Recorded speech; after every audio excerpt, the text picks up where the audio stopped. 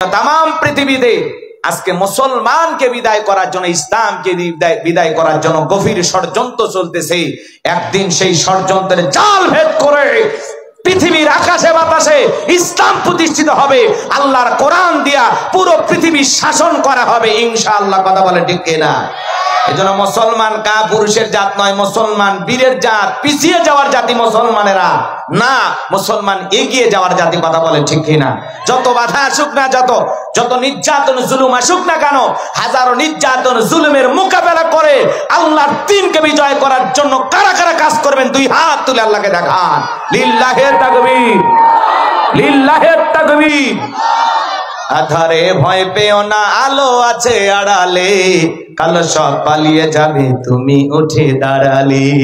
আধারে ভয় পেও না, আলো আছে আড়ালে, কালো সব পালিয়ে যাবে তুমি উঠে দাঁড়ালে।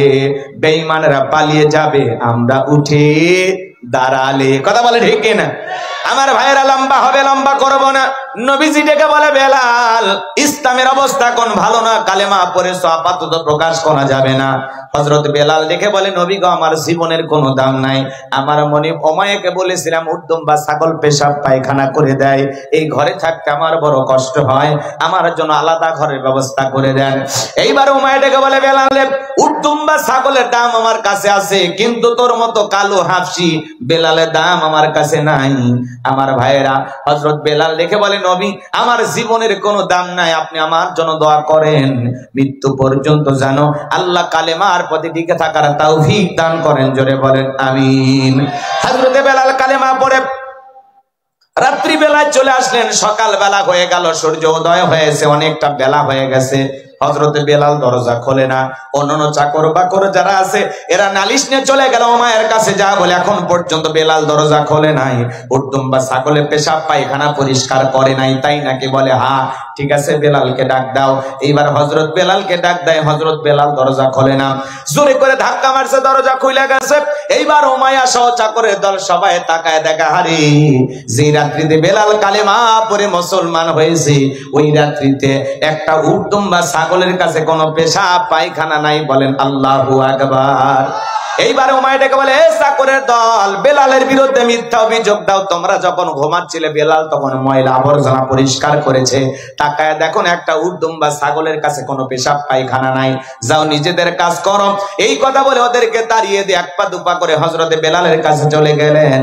হযরতে বেলাল দেয়ালে পিঠটা লাগাইয়া জিহ্বা নাড়ায়া জিকিরি করে কার? আর একটু জোরে বলেন কার? এবার হযরত বেলালকে হালকা করে ধাক্কা মারছে, যখন জবান দিয়ে কালেমার আওয়াজ বের হয়েছে, তখন কালেমার আওয়াজ শোনা মাত্রই উমাইয়া ডেকে বলে, বেলাল রে তোর জবান দিয়ে কি শুনলাম, তুমি কি মুসলমান হয়েছো? হযরতে বেলাল ডেকে বলে, মুসলমান হয় যারা মিথ্যা কথা বলতে পারবে না তারা, ওয়াকুলু কওলান সাদীদা। মুসলমানেরা হবে সত্যবাদী, মুসলমানেরা কখনো মিথ্যাবাদী হতে পারে না। কথা বলেন ঠিক কিনা? কিন্তু আমাদের সমাজে মিথ্যাবাদী আছে না নাই? মিথ্যা কথা বলে সকালবেলা নাস্তা করে, দুপুরে লাঞ্চ করে, রাতে ডিনার করে, ভরা পেটে মিথ্যা, খালি পেটে মিথ্যা। মিথ্যা বলতে বলতে চেহারা বেঁকা হয়ে গেছে, এক পা কবরে ঢুকে গেছে, এরপরও মিথ্যা বলা ছাড়ে না। এত মিথ্যা কথা বলে শয়তান পর্যন্ত বলে আমিও এত খারাপ না। কথা বলেন ঠিক কিনা? এই জন্য মুসলমানেরা কখনো মিথ্যাবাদী হতে পারে, মুসলমানেরা হবে সত্যবাদী। এইবার উমাইয়াকে বলে, বেলাল রে উদ্যম বা ছাগলের মালিক বানায় দেব, থাকার জন্য ভালো ঘর বাড়ির ব্যবস্থা করে দেব। হযরত বেলাল ডেকে বলে, উমাইয়া দুনিয়ার কোন পার্থিব সম্পদের বিনিময়ে বেলাল তার ঈমান বিক্রি করবে না। বলেন আল্লাহু আকবার। এইবার উমাইয়া ডেকে বলে, আমার কথা না শুনলে বড় নেতা আবু জেহেলকে খবর দিব। হযরতে বেলাল ডেকে বলে, কোন আবু জেহেলের ভয় দেখায় কোনো লাভ নাই, আমি আল্লাহ ছাড়া দুনিয়ার কাউকে ভয় করি না, এখন দুনিয়ার আবু জেহেলকে আর গোনার টাইম নাই। বলেন মারহাবা। এইবার উমাইয়া দৌড়ে চলে গেল আবু জেহেলের বাড়িতে, যা বলে, নেতা সংবাদ খুব খারাপ, আমার বাড়ির কৃতদাস বেলাল কালেমা পড়ে মুসলমান হয়েছে, তাই নাকি? বলে হ্যাঁ, যাও আমি আসতেছি। আবু জেহেলের একটা বিশেষ বাহিনী ছিল, ক্যাডার মাস্তান ছিল, সঙ্গ পাঙ্গ ছিল, যাদের কাজই হলো নতুন নতুন কালেমা পড়ে মুসলমান হবে যারা, তাদের উপর নির্যাতন জুলুমের স্টিম রোলার চালাইতো। তাহলে আবু জেহেলের একটা বিশেষ বাহিনী ছিল, যাদের কাজই হলো মুসলমানের রক্ত নিয়ে খেলা করা। আজও তাম পৃথিবীতে জালেমদের বিশেষ একটা বাহিনী আছে যাদের কাজই হলো টুপিওয়ালা দাড়িওয়ালা ইমানদার আল্লাহওয়ালাদের রক্ত নিয়ে খেলা করা। কথা বলেন না কেন? আজকে তাম পৃথিবীতে তাকায় দেখেন জালেমদের বিশেষ একটা বাহিনী আছে যাদের কাজই হলো মুসলমানদের কষ্ট দেওয়া, যাদের কাজই হলো ইমানদার আল্লাহওয়ালাদের উপরে জুলুম করা। কথা বলেন ঠিক কিনা? আবু জেহেল নাই, এর মুরিদ আছে। কথা কয় না? কষ্ট হচ্ছে আপনাদের? এ বাজান গো আমার, ভালো করে বোঝার চেষ্টা করবেন। এইবারে আবু জেহেল তার ক্যাডার মাস্তান সাঙ্গ পাঙ্গ বিশাল বাহিনী নিয়ে উমাইর বাড়িতে হাজির হয়ে গেল। এইবার বেলালকে ডাক দে, বেলাল এদিকে আয়। হযরতে বেলাল যখন কাছে চলে আসলেন, ডেকে বলে, আবু জেহেল রে, আমি তোরে পার্সোনাল ভাবে মহব্বত করি, তোর উপর বিশেষ নজর ও ভালোবাসা আছে। বেলাল, তুমি যদি চাও উদ্দম বা ছাগলের মালিক বানায় দেব, থাকার জন্য ভালো ঘর বাড়ি ব্যবস্থা করে দেব, ব্যবসা বাণিজ্য যদি করতে চাও দিরহাম টাকা পয়সা যা লাগে সব দিয়ে দেব। ও বেলাল, তুমি চাইতে দেরি, আমরা দিতে দেরি করব না। এত বড় লোভনীয় প্রস্তাব হযরত বেলালকে দেওয়ার পরে হযরত বেলাল দেখে বলে, আবু জেহেল রে, দুনিয়ার সব সম্পদ যদি বেলালকে দিতে চাও, দুনিয়ার সব সম্পদ ছাড়তে রাজি, বিশ্ব নবীর কালেমা ছাড়তে রাজি নাই। বলেন আল্লাহু আকবার। বেলালের মতো যারা খাঁটি ইমানদার, এরা টাকার কাছে বিক্রি হয় না। কিন্তু মুনাফিক মার্কা মুসলমান যারা টাকার কাছে বিক্রি হয়, তারা টাকা যেই দিকে ফতুয়া সেই দিকে। টাকা পাইলে বাতিলের পাঁচটা গোলাম হয়। কথা বলে, ইসলামের পক্ষে যাক আর বিপক্ষে যাক, টাকা পাইলেই খুশি। টাকা যেই দিকে আর ফতুয়ার ঝড় সেই দিকে। আছে না? এক শ্রেণীর মানুষ টাকার কাছে বিক্রি হয়ে গেছে। অবৈধ জিনিসকে বৈধ বলে, বৈধ জিনিসকে অবৈধ বলে, ভালো মানুষটাকে কালো বলে, কালো মানুষটাকে ভালো বলে, রাতকে দিন বানায়, দিনকে রাত বানায়। টাকা যেই দিকে ওদের ফতুয়ার দৌড় সেই দিকে। কথা বলেন ঠিক কিনা? রাগ কইরেন না, রাগ কইরেন না, কথাগুলো দিল দিয়ে বুঝবেন, অন্তর দিয়ে ভাববেন যে আসলে কি বলতেছি, কি বুঝাইতে চাচ্ছি। সব কথা তো খোলাসা করা যায় না। কথা বলেন না কেন? ভাসুরের নাম জানি, মুখে আনা যায় না। তো কষ্ট হচ্ছে আপনাদের? আমার ভাইরা, যে কথা বলতে চাচ্ছিলাম, হৃদয়ের কান পেতে কথাগুলো শুনে যান। হযরতে বেলাল ডেকে বলে, আবু জেহেল রে, দুনিয়ার সব সম্পদ যদি দিতে চাও, দুনিয়ার সব সম্পদ ছাড়তে রাজি, বিশ্ব নবীর কালেমা ছাড়তে রাজি নাই। এইবার আবু জেহেল ডেকে বলে, বেলাল, সোজা আঙ্গুলে ঘিও না উঠলে আঙ্গুলে একটু বাঁকা করা লাগবে। যুবকদেরকে লেলিয়ে দিল, বেলালকে চাবুক দিয়ে পিটাও। চাবুক দিয়ে পিটাইতে পিটাইতে কালো চামড়া গুলো ফেটে রক্ত ঝরতেছে।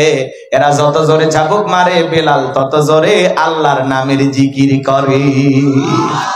এবার আবু জেহেল ডেকে বলে, বেলাল, মারতে মারতে কালো চামড়া গুলো ফেটে রক্ত ঝরতেছে, এরপরে কি নবী মুহাম্মদ সাল্লাল্লাহু আলাইহি সাল্লামের কালিমা ছাড়বি না? হযরতে বেলাল ডেকে বলে, আবু জেহেল রে, মারতে মারতে যদি মেরেও ফেলে দাও, জীবন দিলে মুড়ি হয়ে যায় এত গরম বালি।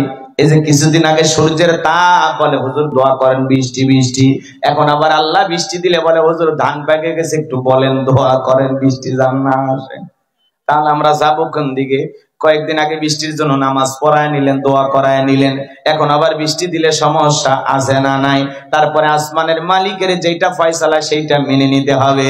আল্লাহ দেয় সূর্যের তাপ, কারণটা কি? কারণটা কি? আল্লাহ বুঝাই, বান্দা পাপ বাইরে গেছে, আমি দিচ্ছি তাপ।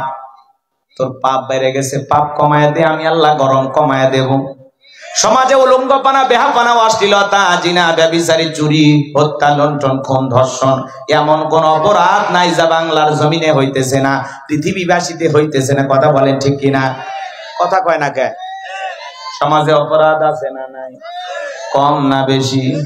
এ বাজান গো আমার, আমাদের পাপ বাইরে গেছে, এই জন্য আল্লাহ একটু তাপ বাড়াইছে। আল্লাহ বলে, এখন তাপ কমাইতে চাইলে পাপ কমা। কথা কোন ঠিক কিনা? এই জন্য বাজান গো আমার, আমরা আবার পাপ কমানোর চিন্তা বাদ দিয়া আমরা এখন রোদের মধ্যে ডিম ভাজা ভিডিও করতেছি। দেখেন আপনারা ডিম ভাজতেছি, আর একজন আবার দেখবেন ওই টিনের চালে ডিম ভাজতেছে, নিচে থেকে আর একজন গ্যাস চুলা জ্বালায় রাখছে। আর একজন যায় আবার দেখে কিরে গ্যাস চুলা আবার নিচে টিন ভাজতেছে ভিডিও। ও যায় আবার চাপে ধরে বলে, ভাই দেখেন এগুলো মিথ্যা, রোদের তাপে ডিম ভাজতেছে না, নিচে গ্যাসের চুলা জ্বালায় রাখছে। কথা বলেন না কেন? কত বাটপারি, কত সিটারি সমাজে আছে না নাই? আপনারাই বলেন, সূর্যের তাপ যতই হোক বাজান, ওই জায়গায় কি আসলে ডিম ভাজা সম্ভব? কথা কন না কেন? তাহলে যত লোক ডিম ভাজির ভিডিও বানাইছে সব সিটারি বাটপারি, কথা কোন ঠিক কিনা? এগুলো ধোকা দিয়া বোকা বানায়। এই সমাজে যা চলতেছে, কেউ ডিম ভাজতেছে, কেউ আবার পিস গুলে যাইতেছে, হাতের খেলা দিয়ে তুলতেছে, এটা মানা যায়, ওটা দেখা যাচ্ছে বাস্তব, কথা কোন ঠিক কিনা? এজন্য বাজান গো আমার, আমরা এগুলো রং তামাশা করব না, হাসি ঠাট্টা বিদ্রুপ করব না। আল্লাহ যদি কখনো আযাব আর গজব দেয়, বুঝে নেওয়া লাগবে আমাদের পাপের কারণে সব হচ্ছে। আল্লাহ তাআলা সূরা রুমের 41 নম্বর আয়াতে বলেন, বান্দা জলে স্থলে যত বিপর্যয় ঘটে সব তোমাদের দুই হাতের কামাই। আমি আল্লাহ কেন দেই? এগুলো দ্বারা সতর্ক করি, বান্দা বাঁকা পথে চলিস না, সোজা পথে চল। বান্দার গুনাহ করিস না, ফিরে আয়, কথা বলেন। আমি আল্লাহ একটু মাঝে মাঝে ভূমিকম্প দিয়া, একটু রোদের তাপ দিয়া, একটু গরম দিয়া, একটু ঘূর্ণিঝড় দিয়া, মাঝে মাঝে বন্যা দিয়া, বিপদ মুসিবত দিয়ে বুঝায় যে আমি আল্লাহ আছি, ভুলে যাস না।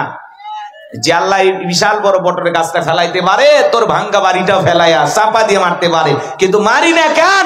আমি আল্লাহ দয়া বেশি, বিধায় সোজা হয়ে যা, কথা কোন ঠিক কিনা? আর আমরা সোজা না হয়ে বাঁকা আরো বেশি হই।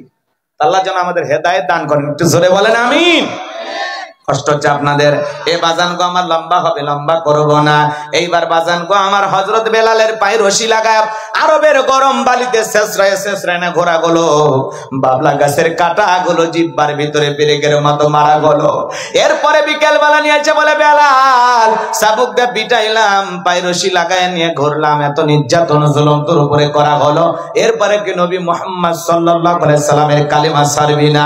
হযরতে বেলাল দেখে বলে, আবু জেলে রে, মারতে মারতে যদি মেরে ফেলে দাও, বেলালের নিঃশ্বাস থাকবে যতদিন, বেলাল ইসলামের প্রতি টিকে থাকবে ততদিন। বলেন আল্লাহু আকবার।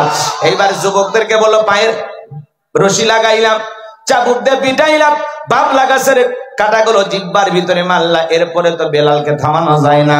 যাও সবাই মিলে একটা বড় পাথর নিয়ে আসো। কয়েকজন যুবক মিলে বিশাল বড় একটা পাথর নিয়ে আসা হযরতে বেলালের বুকের উপরে চাপায় দেওয়া হলো। আবু জেহেল ভাবলো পাথরের চাপার আঘাতে বেলাল মারা যাবে, এই কথা ভেবে কাফেররা চলে গেল। হযরতে বেলালের বুকের উপরে পাথরের পরে জিহ্বা নাড়ায় জিকিরি করে, কার? চোখের কোনা দিয়ে পানি ঝরতেছে, জিহ্বা নাড়া আল্লাহর জিকিরি করতেছে।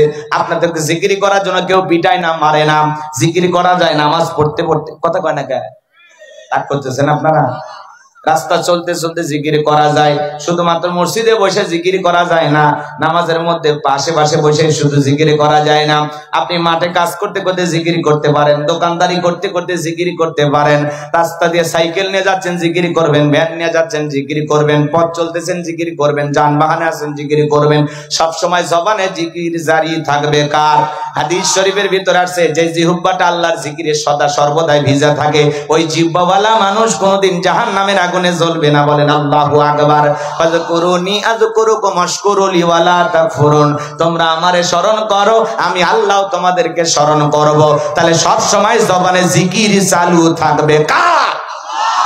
আপনাকে তো জিকির করার জন্য কেউ ধমক দেয় না, পিটাই না, কেউ গ্রেফতার করে না, কেউ ধরে না, তারপরে কেন জিকির করতে পারি না? কারণ আমরা কপাল পোড়া, কথা কয় না। কি পোড়া?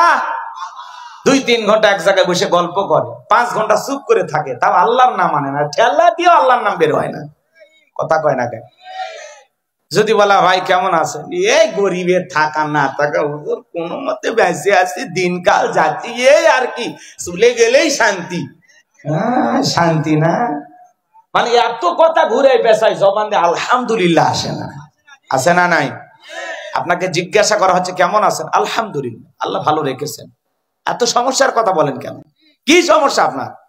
গরিবের থাকা না থাকে। বাপ রে বাপ, গরিব হইছে বাইসে গেছ, সম্পদ যত বেশি হিসাব তত বেশি। বেটা গরিব, তুমি খুশি হও যে আল্লাহ গরিবী হালতে জীবন দিছ, সম্পদ কম, হিসাব কম। যত তাড়াতাড়ি হিসাব হবি তত তাড়াতাড়ি জান্নাতে ঢোকা যাবে। বোঝে না? হ্যাঁ, গরিব হওয়াতে আফসোস, গরিব হওয়াতে খুশি থাকেন। টাকা সম্পদ বেশি, টেনশন বেশি, ঝামেলা বেশি, বিপদ বেশি, কথা কয় না। বুঝেন? টাকা থাকলে শান্তি, টাকায় সুখ পাওয়া যায়। কোটি টাকা দিয়ে খাট কেনা যাবে, কিন্তু ঘুম কেনা যায় না। দামি বিছানার চাদর কেনা যায়, আরাম কেনা যায় না, কথা বলেন। রিক্সা চালায়, ভ্যান চালায়, মাঠে কাজ করে, ডাল ভর্তা দিয়ে ভাত খাইয়া বউকে কোলে নিয়ে ঘুমায়, কি শান্তি। আর বড় লোক টাকা, মিল ফ্যাক্টরি, টেনশনে 4টে ঘুমের ট্যাবলেট খায়, বউ এক খাটে, স্বামী আলাদা আর এক খাটে, দাও করলে সম্পর্ক, কোনো শান্তি নাই, অশান্তি। বউকে টাচ করতে পারে, ডোন্ট টাচ। কারে টাচ করছো তুমি? তুমি হাত ধুইছো? কথা কয় না। ধনী ধনীর বউ জ্বালা জ্বালা, আর গরিবের বউ আহারে ওই ময়লা ধুলে ভরছে শাড়ির আসলে ওটা দেও স্বামীর মুখ মুছে দেয়। স্বামীও কিছু কয় না, দেখতেছে বালু খরখর করতেছে, পাগলি যে সুখ দিতেছে, এ বালু কেন, ও যদি কাঁদাও ভরে দেয় তাও কিছু কয় না। কথা কন ঠিক কিনা? এর নাম ভালোবাসা, এর নাম শান্তি। কথা কন ঠিক কিনা? আর গরিব টাই চালা বাড়ি, একটা চুল পরে থাকলে ওইটা না স্বামী স্ত্রী ঝগড়া লাগে, চুল কা, তোর না আমার, তোর না আমার, এই হিসাব করতে ওদের রাত কেটে যায়, ঘুম আর হয় না। কথা কন ঠিক কিনা? এই জন্য বাজান গো, মন খারাপ করবেন না। টাকা নাই আলহামদুলিল্লাহ বলেন। কথা কয় না কেন? যত টাকা তত অশান্তি। কথা কন ঠিক কিনা? আল্লাহ যেন আমাদের সবাইকে সঠিক বুঝ দান করেন, জোরে বলেন আমিন। গরিবের সুখ বেশি, গরিবের দুইটা নিয়ামত বেশি, একটা হলো খাওয়ার রুচি আর একটা ভালো ঘুম। এদের টেনশন কম, খালি ঘুম আর ঘুম, যেটি সত্যি সেটি ঘুম, শুইলেই ঘুম। কথা কয় না ভাই? বিছানাও লাগে না। আমরা যারা গরিব আছি হিসাব নিকাশ করেন, এই যে মাঠটা দেখতেছেন, বিশ্বাস করেন মাহফিল এখনই দোয়া করা হোক, কয়েকজন গরিব 20 জন গরিব একটু শুয়ে দেন, সবগুলো ঘুম ধরবে। কিন্তু একটা ধনী বান্দা থন তাকে ঘুম আসবে না, কারণ টেনশন যে আমি যে বড় লোক, আমার কিডনি রাখবি না কিডনি চুরি করবি নাকি, আমার টেনশনে বাঁচবারই লয়, কিসের ঘুম আসবে? কথা কি বুঝতে পারছেন? এই জন্য গরিবকে আল্লাহ নিয়ামত দিয়েছে। কথা কন ঠিক কিনা? আল্লাহ যেন আমাদের সবাইকে সঠিক বোঝ দান করেন, একটু জোরে বলেন আমিন। বিরক্ত